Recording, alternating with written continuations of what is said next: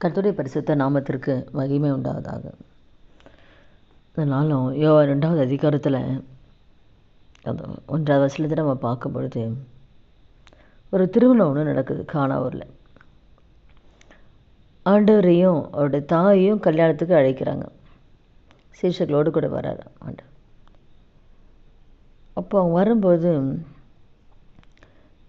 அந்த கல்யாணத்தில் திராட்சரசம் குறைவாயிடுச்சு. உடனே இயேசுவின் தாய் என்ன பண்ணுறாங்க, திராட்சை ரசம் இல்லைன்னு சொல்கிறாங்க. அதுக்கு உடனே ஆண்டவர் என்ன பண்ணுறாருன்னா, ஸ்திரீயே எனக்கு உனக்கு என்ன, என் வேலை இன்னும் வரலன்றார். அதுக்கப்புறம் அவங்க என்ன பண்ணிட்டாங்க, அவங்களுக்கு என்ன வேலைக்காரை பார்த்து சொல்கிறாங்க, அவர் என்ன சொல்கிறார் அதை மட்டும் செய்யுங்கன்னு சொல்லிடுறாங்க. அப்போது ஆண்டவர் அந்த அற்புதத்தை சேர்த்து கூட கல்யாணத்தில் திராட்சை குறைவாயிடுச்சு, அந்த அற்புதம் செய்யறது கூட வேலை வர வரைக்கும் காத்திருக்கு, என் வேலை இன்னும் வரலன்றார். அப்போ அது குறித்த அந்த நேரத்தில் ஆண்டவர் அந்த அற்புதத்தை செய்கிறார்.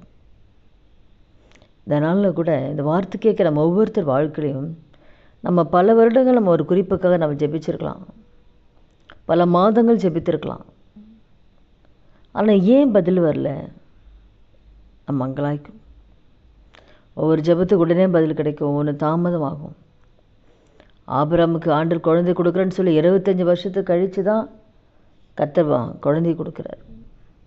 அப்போ அந்த வேலை வர வரைக்கும் காத்திருந்து அந்த ஆண்டவர் குழந்தை செலுத்த ஆபிரகாம் பெற்றுக்கொண்டார்.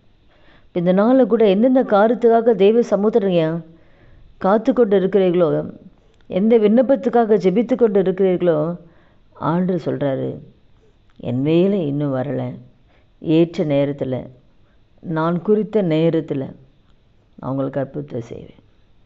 அப்போ நம்முடைய வாழ்க்கையில் ஒவ்வொரு நன்மைக்கும் ஆண்டவர் ஒவ்வொரு நேரத்தை வச்சுருக்காரு.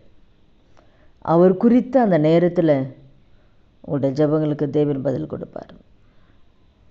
பதில் கொடுத்து உங்கள் வாழ்க்கையில் அற்புதங்களை தேவன் செய்வார். அந்த வேலை வரும் வரைக்கும் நம்ம காத்திருக்கணும். அவளுக்கு இன்றைக்கே கர்த்தர் அற்புதத்தை செய்யலாம், இல்லை நாட்கள் ஆகலாம், இல்லை மாதங்கள் ஆகலாம். ஆனால் அவர் தாமதித்தாலும் அது நன்மைக்கு தான். அவர் எது செய்தாலும் நம்முடைய வாழ்க்கையில் நன்மைக்கு தான்.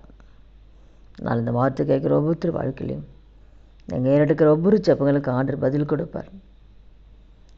அவர் வேலை வரும் நேரத்தில், அவர் வேலை வரும்போது கர்த்தர் அற்புதத்தை செய்வார்.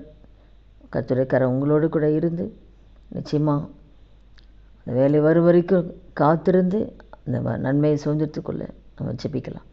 துதிகள் மத்தியில் வாசம் சார் நல்ல தகப்பனே, இயேசுவின் நாமத்தினுடைய சமூகத்தில் வருகிறோம். இந்த வார்த்தை கேட்குற ஒவ்வொருத்தர் வாழ்க்கையில் ஆண்டவரே, எப்படி காணாத திருமணத்தில் ஒரு அற்புதத்தை செய்யறதுக்கு வேலை வரும் வரைக்கும் காத்திருந்தீங்கப்பா. அதே போல் ஒவ்வொருத்தர் வாழ்க்கையிலும் எந்த பாதையில் கடந்து போனாலும், வியாதியாக இருக்கலாம், கடன் பிரச்சனையாக இருக்கலாம், தேவைகளாக இருக்கலாம், பிள்ளைகளுடைய காரியமாக இருக்கலாம், ஆண்டவரே உங்கள் இதயத்தில் இருக்கிற பாரத்தில் ஆண்டவரே அப்பா அமைத்து இருக்கிற கர்த்தர் காண்கிறவராக இருக்கீங்க. ஆனால் கர்த்தர் குறித்த வேலையில் ஒவ்வொருத்தர் வாழ்க்கையில் நீங்கள் அற்புதத்தை செய்ய போகிறீங்க. அதுக்காக நன்றி செலுத்துகிறோம். இயேசுவின் நாமத்தில் ஜெபிக்கிறோம் நல்ல பிதாவே, ஆமேன். கர்த்தர் நாமத்துக்கு மகிமை உண்டாவதா.